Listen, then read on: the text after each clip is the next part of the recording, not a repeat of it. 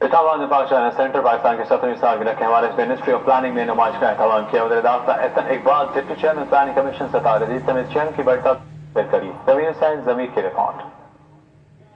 پاک China centre اسلام آباد میں منسٹری آف پلاننگ نے پاکستان کی 17ویں سالگرہ کے حوالے سے نمائش کا اہتمام کیا. اس نمائش میں 1947 سے لے کر 2025 تک پاکستان کی ہسٹری اور ترقی دکھائی گئی ہے.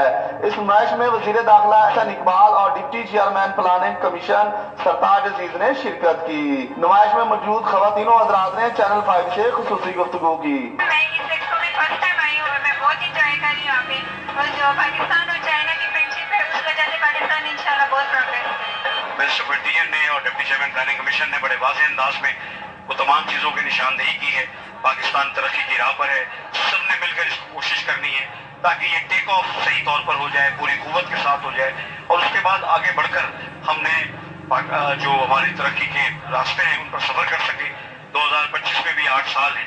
کئی انیشیٹوز حکومت نے لیے ہیں, کئی لیے جا رہے ہیں اور کئی لیے جائیں گے. آج جو Pakistan development summit and expo ہے اس کو منعقد کیا گیا ہے تاکہ ہم پاکستان کے جو 70 سالہ ڈیولپمنٹ جرنی ہے اس کو سیلیبریٹ کر سکیں اور جو اکنامک پروگریس پاکستان نے کی ہے ان گزشتہ 70 سالوں میں ان پر ایک نظر ڈال سکیں. انشاءاللہ اللہ پاکستان کو ہزاروں سال دکھائے, ہمیشہ قائم رکھے اور ہر سال پاکستان کو ڈیولپ دکھائے. پاکستان کی ہسٹری بتائی گئی ہے کہ کس طرح پاکستان نے آہستہ آہستہ ترقی کی اور آج وہ جس مقام پہ ہے ہمیں اس کی پوری سٹوری دکھائی گئی. ماشاءاللہ بہت اچھی ترقی کر رہا ہے اور اللہ تعالیٰ اس کو اور سب کو ہمت دے اور طاقت دے کہ یہ اور بہتر اس کو کرے.